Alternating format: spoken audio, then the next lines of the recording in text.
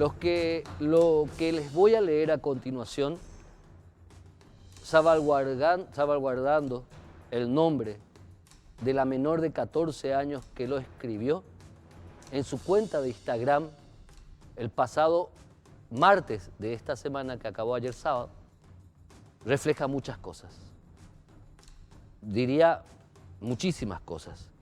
Refleja una forma de actuar que no corresponde. Puntualmente, lo que le voy a señalar habla de una realidad que se esconde. Me duele muchísimo. Siento vergüenza y pena al tener que hacer esto, pero nadie nos hace caso. No nos hace caso la Policía Nacional, Palacio de Justicia, Fiscalía, Defensor de Menores. No nos hace caso nadie. Durante 17 años, mi mamá fue maltratada física y verbalmente. Lo mismo pasa conmigo y con mi hermana menor de 10 años. Nunca, ninguna sola persona notó lo que es realmente nuestra vida por el miedo que teníamos día y noche. Estamos en estado de desesperación. Él ya pagó a la Policía Nacional para que no haga nada al respecto. Nos va a dejar a las 3 en la calle porque los denunciamos antes. Esto que continúa es el posteo de una niña de 14 años en su cuenta de Instagram. La madre de esta niña, el día 21 de abril de este año, fue hasta la comisaría 23 de Ceballos Cue a dejar parte de que ella abandonaba la casa por problemas con su esposo, el padre de sus 2 hijas, un ciudadano de origen libanés. El 21 de abril, nadie en la comisaría 23 le preguntó a la señora por qué tomaba esa particular decisión de abandonar su casa, dejando a sus 2 hijas de 10 y 14 años, porque eso es muy raro. Nadie en la Policía Nacional dentro de esa comisaría le preguntó ni se alertó de lo que pasaba con esa mujer, con esa madre de familia. Recién, el 15 de junio se radica una denuncia por violencia intrafamiliar. El fin de semana. Estamos hablando que nadie hizo nada en el resto de abril, nadie hizo nada en mayo, nadie hizo nada hasta el 15 de junio, donde se radica otra denuncia. Esta niña de 14 años, ante lo que ella consideraba una falta de respuesta y viendo a su hija, a su madre, y a su hermana de 10 años agredidas, e incluso ella posteó un video en su cuenta de Instagram donde muestra los rastros de una golpiza, la boca rota, las manos marcadas. Recién a partir de ahí, por una cadena de gente muy buena que tomó una denuncia de manera personal, intervino el Ministerio de la Defensa Pública, intervino el Ministerio Público al día siguiente, el día 19 de junio, imputando inmediatamente a este señor, ordenando su detención. Pero ¿por qué tuvo que pasar todo esto? ¿Por qué desde abril, cuando esta señora se va a una comisaría a decir, me voy de la casa y dejo a mis 2 hijas menores, y nadie le pregunta, hasta el 19 de junio, no pasó nada? En el medio, ellas volvieron a ser agredidas. Es un punto importante hablar de este tipo de casos testigos para debatir con altura y seriedad lo que nos está pasando como sociedad en cuanto a la violencia intrafamiliar, en cuanto a la violencia de género, en cuanto a la violencia de todo tipo y fundamentalmente la ausencia de un sistema eficiente de recepción de denuncia, de protección y rescate. La carta de esta niña, el posteo de esta niña, tal vez le salvó la vida a ella, a su hermanita de 10 años y a su mamá. Vamos a la pausa.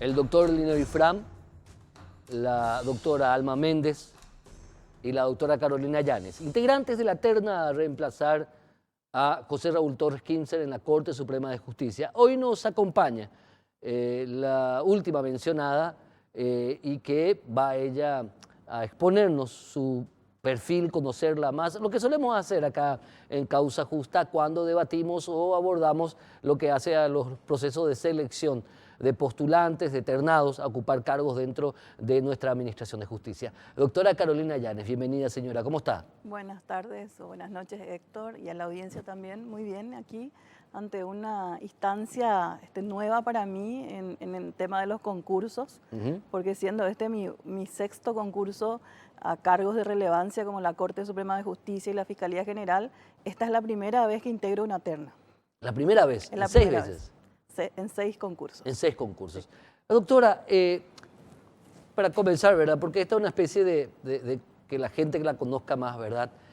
¿Quién es Carolina Llanes? Bueno, y soy una ciudadana y profesional, madre y soñadora por la construcción de un verdadero Estado de Derecho que sea realmente apropiado para nuestros hijos, para nuestros sueños, para nuestros proyectos y que podamos vivir en paz y realizar en paz cada una de esas metas u objetivos que todos como ciudadanos tenemos. Y estoy en pos de ese sueño hace bastante tiempo, dedicada ya desde la época de la facultad, ya ingresé al Poder Judicial como funcionaria desde el cargo más bajo, desde dactilógrafa.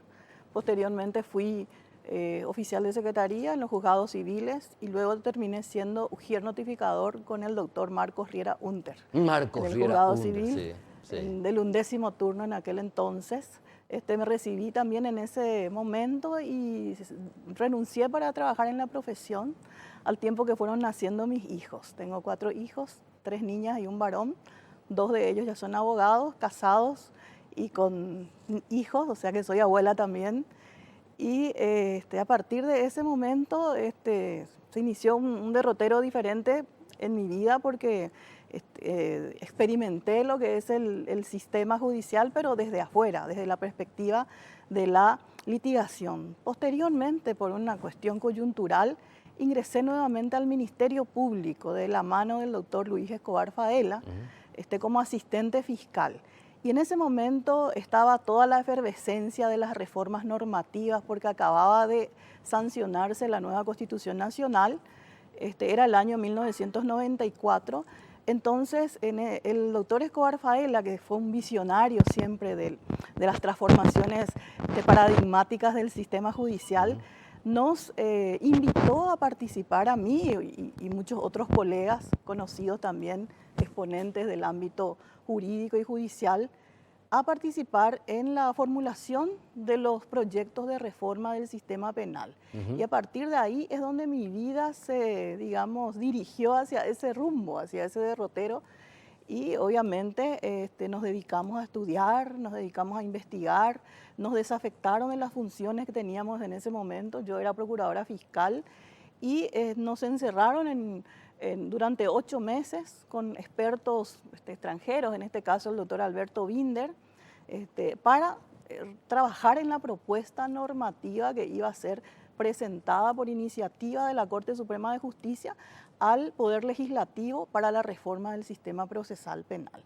Y bueno, y esa tarea, ese trabajo, obviamente que me dio digamos, un matiz diferente en cuanto a mi perfil como profesional y obviamente también empecé a concursar.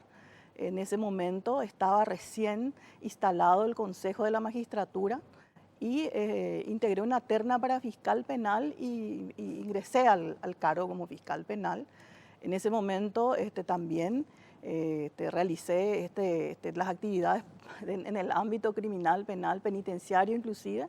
En ese entonces el Ministerio Público no era el monstruo de institución que es hoy en día, era mucho más pequeño con facultades limitadas.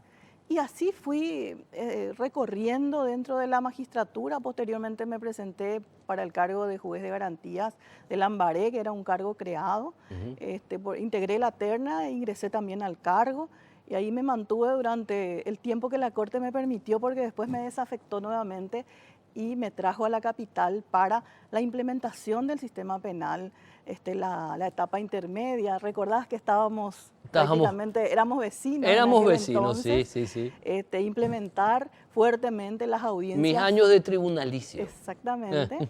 Las audiencias orales a los efectos de que el proceso se pueda dinamizar y se puedan cumplir con los plazos procesales que en ese momento eran perentorios y obviamente marcaban un efecto sobre el proceso en caso de su incumplimiento, ¿verdad? Era el inicio. Me tocó también trabajar en un módulo de capacitación muy ambicioso que recordarás vos, el Tribunal Modelo, juntamente con el doctor José Ignacio González Maqui. Él era el coordinador de ese módulo y yo era la subcoordinadora. Tuvimos digamos, la gran responsabilidad de guiar, porque no podíamos decir enseñar, guiar a todos los operadores del sistema, jueces, fiscales, defensores, actuarios, con relación al nuevo Código Procesal Penal. Y eso duró más de un año. Consistió en capacitaciones diarias de 2 días para cada grupo de jueces y fiscales que iban siendo convocados para poder aplicar la herramienta, porque ya acababa de entrar en vigencia la ley. Y bueno, y eso me dio una experiencia muy importante en materia penal, que obviamente consolidó mi vocación hacia esa área. Penalista, pero... Procesalista, digo. Procesalista, mejor dicho. Penalista muy ambicioso. Procesalista. Sí. Ahora, doctora Carolina Llanes, y nunca le suelo preguntar, no sé por qué, a los ya ternados, obviamente. Sí. ¿Cuál fue el tema de su tesis, de su tesina, doctora? Criterios para la eliminación de las antinomias del ordenamiento jurídico. Ese trabajo yo lo inicié en el año 94. ¿Sí? Me tardé bastante tiempo para concluir el trabajo de investigación.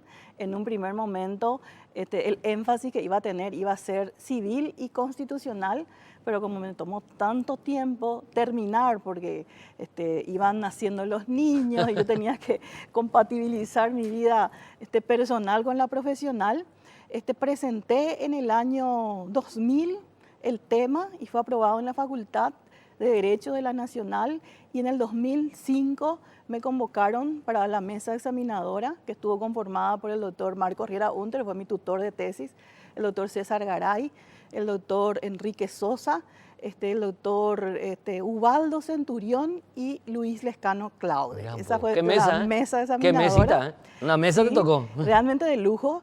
Y planteé ahí, el trabajo concluyó, digamos, siendo más penal y constitucional, sí, que civil, porque fue siguiendo, obviamente, el derrotero también de mi vida profesional en esa materia. Y hice una investigación de campo sobre las contradicciones existentes entre los códigos y la Constitución y los códigos entre sí y el mismo código intrínsecamente hablando. El Código Procesal Penal, por ejemplo, obviamente tiene contradicciones con la Constitución y hoy más, no hace falta ni siquiera decir, esta ley 4431 del 2011 es antinómica con el artículo 19 de la Constitución Nacional, por ejemplo, que habla de la libertad como regla durante el proceso penal y excepcionalmente en casos que lo ameriten fáctica y probatoriamente y sobre todo procesalmente en cuanto a la necesidad del sometimiento de la persona y la no obstrucción de la investigación, solamente se puede decretar prisión preventiva, ¿verdad? Pero sin embargo, se volvió norma a lo que es excepción. Claro, la excepción se convirtió en la regla y bueno, y esa es una de las grandes perversiones que hoy nos lleva a los problemas de público conocimiento en relación al hacinamiento en las penitenciarías y al crecimiento de la violencia que hoy está dándose en esos centros de reclusión, ¿verdad? O sea, hace falta un replanteamiento total de la situación, pero dentro de un análisis de política judicial, de política criminal, y que pasa por lo normativo, por lo orgánico, por lo funcional, en fin, una serie de aspectos que tienen que compatibilizarse como para que eso pueda pretender tomar un visos de solución. Yo lo resumiría así, sí. Decisiones que hay que tomar, pero hay que tener valentía para tomarlas.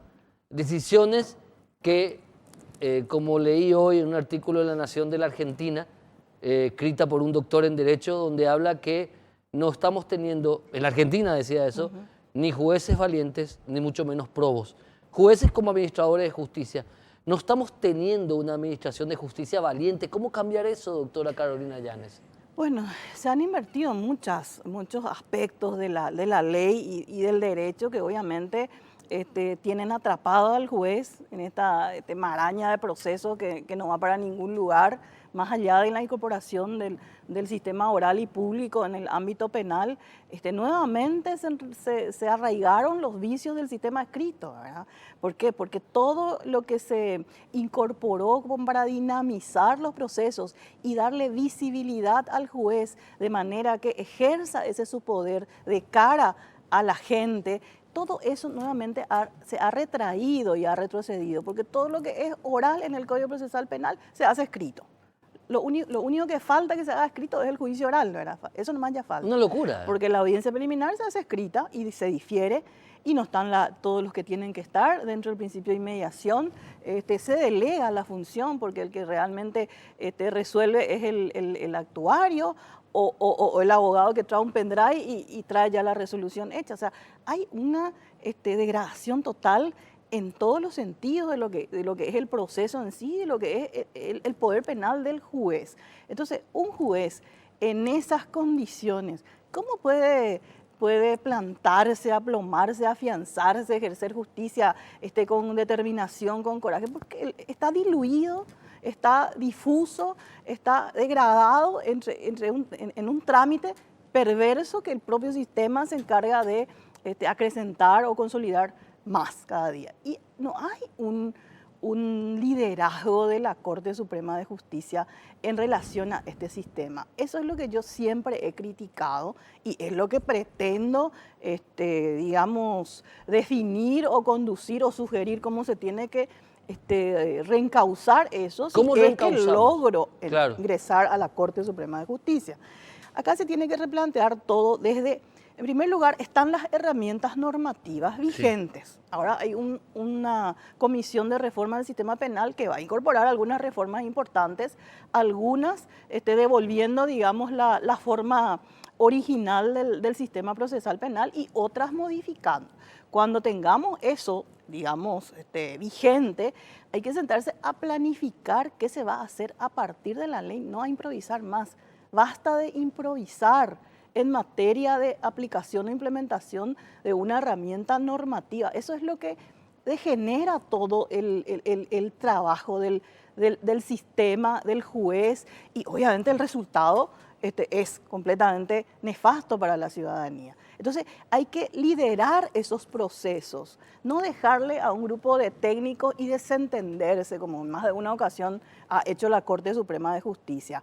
Tiene que comprometerse con conducir esa nave hasta el final del último objetivo que tiene el proceso de reforma. Acá hay un plan que tiene fases y que tiene que ser ejecutadas cada una de estas fases más allá de los gobiernos. Me preocupa lo que dijo doctora Carolina Llanes cuando referís que no hay don de mando por parte de la Corte Suprema de Justicia, de que hay, digamos, la oralidad en el ámbito procesal penal está muriendo cada vez más. Hace falta que el juicio oral y público sea escrito y ahí ya completamos. Nos habla de un poder judicial que tiene el motor de un auto de carrera, pero que es conducido como una carreta con un buey. Esa es la figura que se me viene a la cabeza. O con la carreta delante de los bueyes. Ah, peor todavía. Peor todavía. Peor todavía. ¿Es así? ¿Así de mal estamos? Yo lo veo así. Esa es mi opinión, esa es la experiencia que yo he tenido desde adentro y desde afuera también, desde todos los ángulos de lo que es, digamos, un proceso penal, que es lo que digamos, sobre lo cual tengo experiencia, yo encuentro y llego a esa conclusión. Entonces hay que replantear desde la política judicial y criminal del Estado, en la cual está inserto el Poder Judicial y lo tiene que hacer de manera coordinada y de manera de manera racional, no con una coordinación coyuntural en relación a un gobierno. Esa coordinación tiene que traspasar los gobiernos y ese plan tiene que ir ejecutándose gradualmente más allá de los gobiernos. Eso es lo que no se ha hecho aún. Entonces, ¿qué pasa? Hay avances y retrocesos. Y lo que finalmente paraliza toda la estructura. Por ejemplo, la Sala Penal de la Corte Suprema de Justicia tiene dentro del Código Procesal Penal la facultad de hacer orales digamos, la sustanciación del recurso de casación, por ejemplo. En base a los mismos principios de oralidad del juicio oral, obviamente acotados al objeto del recurso, que es exclusivamente técnico y no fáctico. Sí. Eso, por ejemplo, nunca se implementó en la Sala Penal de la Corte Suprema. Todo es escrito. En la Corte, olvídate, todo es escrito. Y eterno. Eterno. Si ese solo artículo se implementara y gradualmente se empezaran a hacer, por decirte, 2 juicios de fundamentación de recursos de casación por semana, por ejemplo, algo va a reducir el tema de la morosidad. Hablando, no sé si es a propósito de la morosidad, pero hay reglas, ¿verdad?, que están establecidas, por ejemplo, en la función de los agentes fiscales, que hay causas que son tan evidentes, hay tanta flagrancia en algunas causas, pero está toda la prueba, todo el elemento, está todo acá, ya está todo. Pues sin embargo, siempre los fiscales piden 6 meses, a veces piden prórroga. Parece que hay una costumbre de ir hasta el límite de los plazos. ¿Por qué no acortamos los procesos cuando hay flagrancia? Estamos hablando de lo penal y procesal penal. ¿Por qué no acortamos los plazos? ¿Por qué hacemos que todas las causas sean tan largas y lleguen a los límites de los plazos? Porque no hay un lineamiento de política criminal de cómo se va a ejercer la acción, en qué plazo, en qué tiempo, en qué oportunidad. Se utilizan todos los mecanismos de ejercicio de la acción penal de la misma manera y son todos diferentes, porque el código es diverso justamente en los caminos para llegar a las respuestas con relación al fenómeno, al conflicto penal generado dentro de ese proceso. ¿Y qué es lo que hay? Hay una aplicación irracional de estas herramientas, porque si se aplicara racionalmente, nunca se va a pedir un plazo de 6 meses para investigar un hecho punible bagatelario que puede ser solucionado a través de una reparación del daño y un criterio de oportunidad. Más rápido. Claro, porque está demostrado que no todos dentro del proceso penal, no todos los hechos que ingresan al sistema necesariamente tienen que culminar en una acusación y en un juicio oral. La mayoría de los hechos, en este momento no tengo estadísticas, por eso no te doy, pueden ser solucionados más rápido. Claro, por las salidas alternativas al juicio oral, que son estas. O un ejemplo, o acortar los plazos. Hay, por ejemplo, un caso a nivel internacional actualmente que involucra a una secta sexual, religiosa sexual, y a una famosa actriz de TV, que el líder, que esto explotó hace 3 meses en los Estados Unidos. El líder en esta semana, que terminó ayer sábado, en esta semana ya fue condenado. 4 meses duró la causa. 4 meses y hay sentencia. Sí, porque probablemente hay un proceso de flagrancia donde los plazos se reducen al mínimo, ¿verdad? Finalmente, el último mensaje a la ciudadanía, principalmente, doctora Carolina Yanes. ¿Por qué tenés que ser ministra de la Corte Suprema de Justicia? Porque quiero colaborar con el reencauzamiento del sistema penal. Y te hablo del sistema penal porque la sala, más allá de que sea un concurso para suplir a un miembro del ámbito civil, eso ya está cubierto y queda el lugar en la sala penal. Por eso te hablo de lo penal. Y lo tuyo es lo penal. Y lo mío es lo penal. ¿De qué te hablaría? Entonces yo quiero colaborar con el reencauzamiento del sistema penal, que tuve la oportunidad de formular y de participar en su formulación. Sé cuáles son los problemas y creo que puedo llevar un aporte para la solución de los mismos estando en esa sala penal.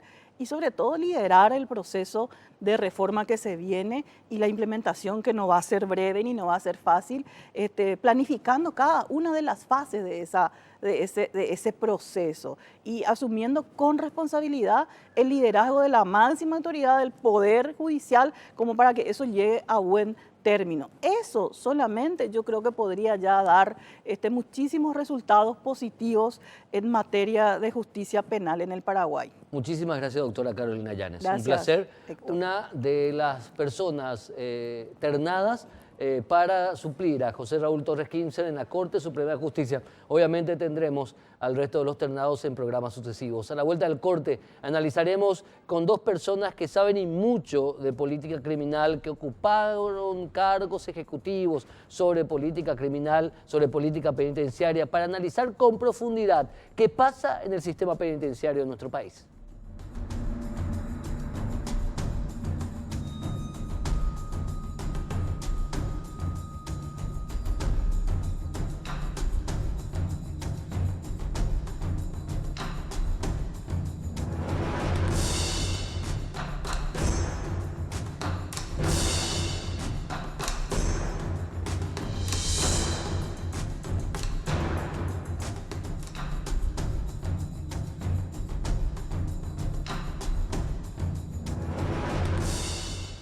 Lo que pasó el domingo anterior no es sino la radiografía de una situación de por sí ya calamitosa.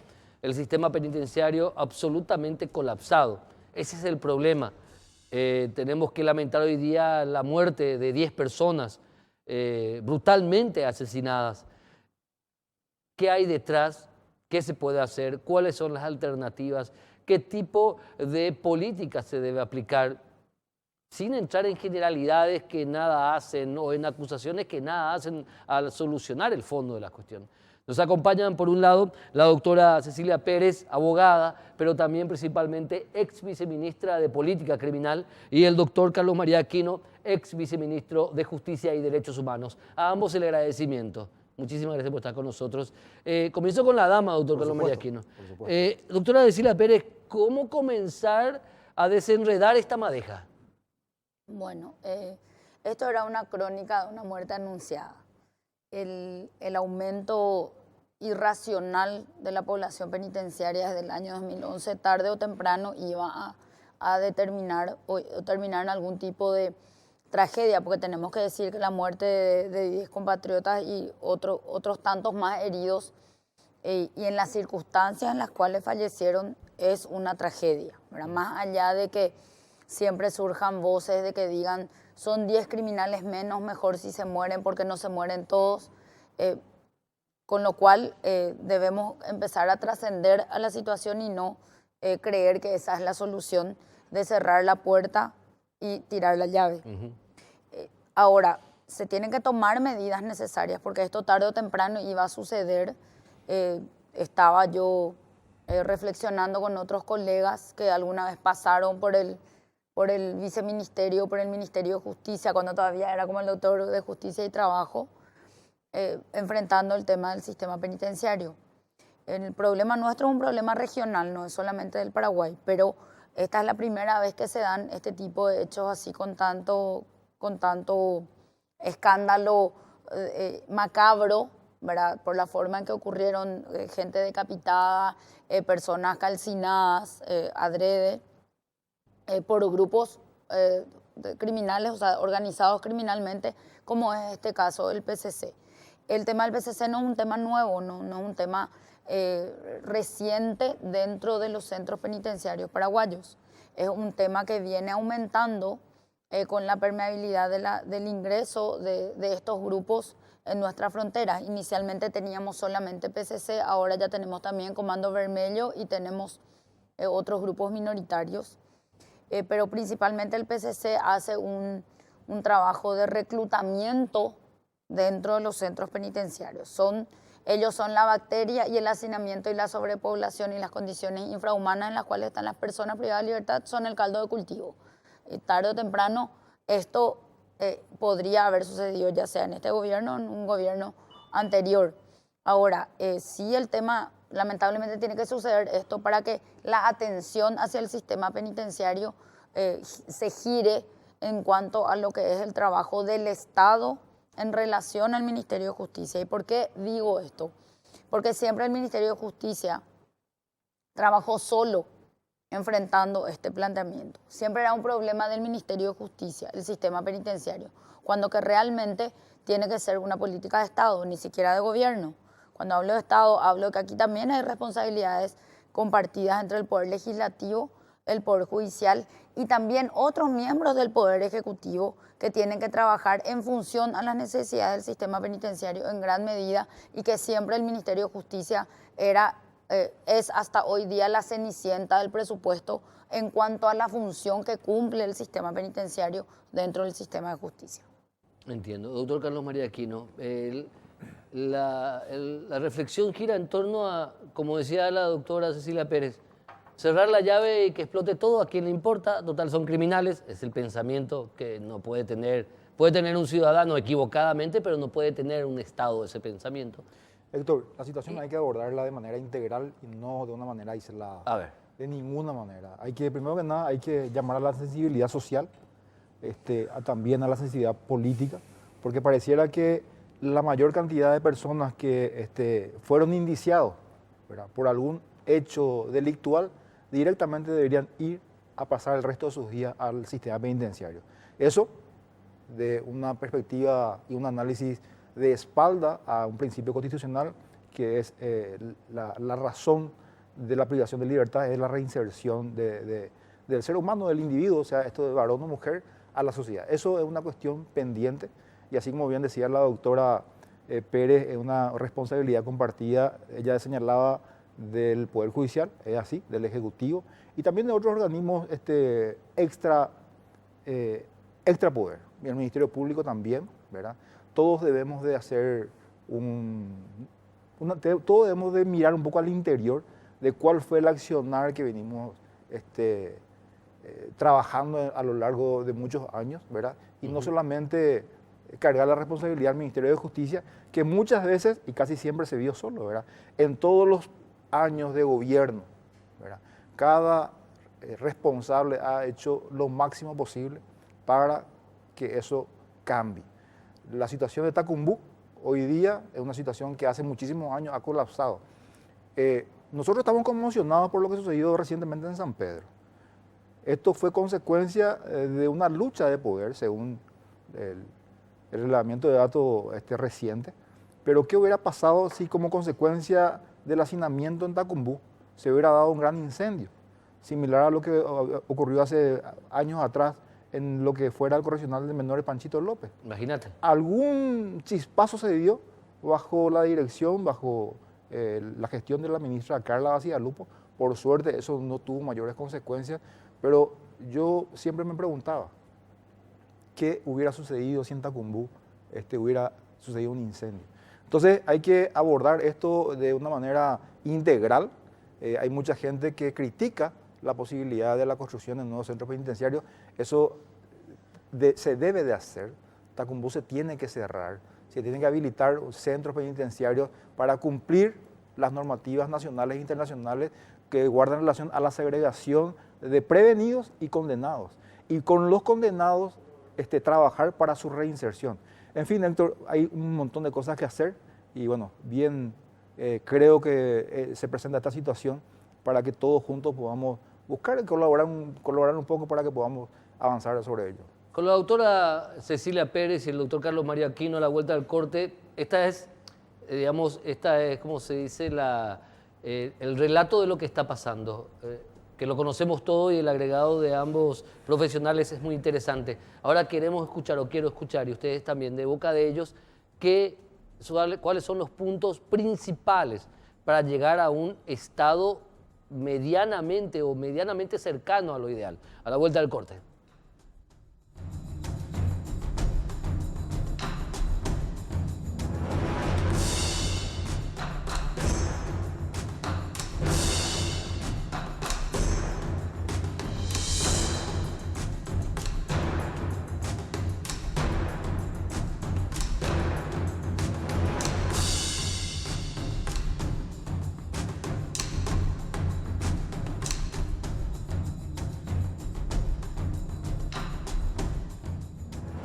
No, la doctora Cecilia Pérez, en su experiencia, los puntos que deben ser abordados seriamente, porque Ya se adjudicaron obras, 3 nuevas cárceles, 2 de máxima seguridad en Emboscada y una en Mingaguazú, de seguridad media, 3, pero se piensa construir 2 más, 5 total, en todo lo que resta de este gobierno. Y se planea que estén habilitadas. Pero mientras tanto, ¿qué hacemos? ¿Cuáles son las medidas contingentes urgentes que deberían tomarse, doctora? Inmediatamente tiene que haber un análisis, una revisión, en lo posible, una derogación de la ley 4431/11, que es la que con números está comprobado que disparó la tasa de prisionización y que hoy nos ha llevado a estadísticas internacionales, ocupando ranking negativo como país con mayor tasa de presos sin condena. El problema no es no tener suficientes cárceles, no vamos a dar abasto, porque la gente va a seguir entrando con esa ley de una manera indiscriminada, y es una ley que le arrebata al juez la capacidad de analizar si se cumplen o no los presupuestos para la prisión preventiva. Cerrar la canilla entonces. Exactamente, porque hoy entran 100 y salen 20, o sea, quedan 80 adentro, y en la semana siguiente vuelven a entrar 100, y en este ritmo están entrando personas por imputaciones porque al juez no se le permite o al fiscal no se le permite allanarse a un arresto domiciliario o a un pedido de medidas, y al juez tampoco se le permite otorgar en ciertos casos. Entonces, primero hay que analizar y hay que comprobar con números, no me crean a mí como dice un colega tuyo, revisen los números del Ministerio de Justicia desde el año 2011, a diferencia de años anteriores. No es que nunca más bajó la tasa de personas privadas de libertad, sino que fue en aumento y se disparó. Hay un informe del Mecanismo Nacional de Prevención de la Tortura que nos demuestra que en los últimos 2 años la tasa se cuadruplicó. Entonces, si seguimos así, vamos a necesitar probablemente 25 centros penitenciarios más el día que esta gestión del gobierno se retire, ¿verdad? Porque no vamos a dar abasto si seguimos aumentando de esta manera. Y eso también nos lleva a una tasa elevada de presos sin condena, seguramente muchos con mora judicial sin duda alguna, pero muchos otros que vienen a ocupar en carácter de prevenidos por este ingreso masivo como consecuencia de esta ley. Entonces, en primer lugar es una ley inconstitucional. Inconstitucional. Inconstitucional porque viola el artículo 19 de la Constitución. Establece un sistema tasado de prisión preventiva como regla y la excepción es la libertad cuando debería de ser a la inversa. E inclusive invocando esta ley hay jueces que rechazan la libertad por compurgamiento de pena mínima, que es aún más inconstitucional porque el mismo artículo habla de que en ningún caso la prisión podrá durar más, la prisión preventiva durar más que la pena mínima del hecho punible por el cual la persona está imputada o acusada. Entonces, comencemos por ahí. Por eso digo que no es solamente una responsabilidad del Ministerio de Justicia, ni del resto del Poder Ejecutivo, ni del Poder Judicial. El Poder Legislativo tiene mucha responsabilidad en esto porque están un poco acostumbrados a tener medidas populistas ante ciertas alarmas de ciertas circunstancias, en vez de responsabilizar a los demás órganos que integran el sistema penal o el sistema de justicia. En este caso el sistema penal está conformado por varios órganos. Aquí tiene que jugar un papel primordial el Ministerio del Interior. Tenemos que trabajar con la tecnología, hay que ver la implementación de los dispositivos electrónicos de control que va a sumarle con la tecnología a la policía el control efectivo de otras medidas que sean menos gravosas para la libertad. Y como decía el doctor Aquino, es importante sensibilizar, pero hay que informar, no mal informar, porque la gente regionalmente tiene la cultura de que por cualquier cosa hay que ir a la cárcel y hay que ir preso. Entonces, ese concepto de la prevención de la inseguridad con la aplicación de la prisión preventiva está demostrado que es fallido. Perfecto. Primero porque no disminuyó la criminalidad, aumentó la prisión preventiva y ahora ya tenemos líderes de los carteles operando desde dentro de las cárceles para la gente que está afuera. Doctor Carlos María Aquino.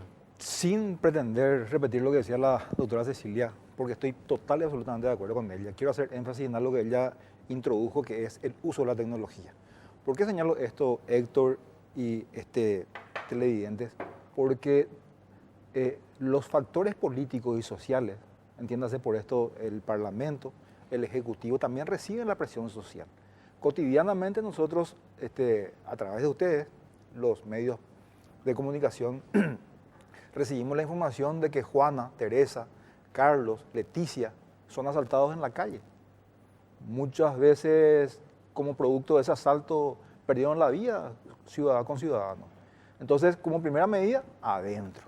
Muchas veces estos asaltos quizás no requieran la prisión preventiva. Por eso yo creo que es importante la implementación. Decía, debe ir de la mano. Debe ir de la mano la tecnología. Porque vas a modificar, perfecto, vas a derogar esa ley que hizo... Pero ¿qué haces con la presión social que te obliga? Discúlpame, vas a derogar esa ley. Vas a tener al día siguiente 1.200 pedidos, 1.500 presentaciones ante los juzgados de todo el país para libertad, para medida alternativa de la prisión, porque la ley va a beneficiar al reo. Entonces vas a tener 1.500 pedidos, vas a tener potencialmente 500 personas, muchas de ellas delincuentes reincidentes, muchos de ellos criminales, que van a salir a las calles. Eso es lo que dice la gente. Estos delincuentes van a salir a las calles y la ciudadanía honesta va a tener que vivir encerrada. Ese es el pensamiento. Por eso la medida que dice la doctora Cecilia Pérez debe ir acompañada, finalmente lo estoy diciendo para cerrar el programa, debe ir acompañada de alguna medida tecnológica. La tecnología es fundamental, Héctor. Tanto para las personas que tienen algún tipo de privación de libre disposición, y también una cuestión no menos importante. En este proceso de San Pedro se habló mucho del sistema de la corrupción dentro de la penitenciaría. Si nosotros instalamos, no solamente debemos construir penitenciarías, instalamos tecnología también en las penitenciarías, todos vamos a estar controlados. Muchísimas gracias, doctora Cecilia Pérez, muchísimas gracias, doctor Carlos María Aquino. Y nos despedimos ya, pero un tema que vamos a seguir debatiendo. Las medidas que se tomen, fundamentalmente, deben ser inteligentes, o si no, el problema se va a agravar. Nos vemos el próximo domingo. Chao.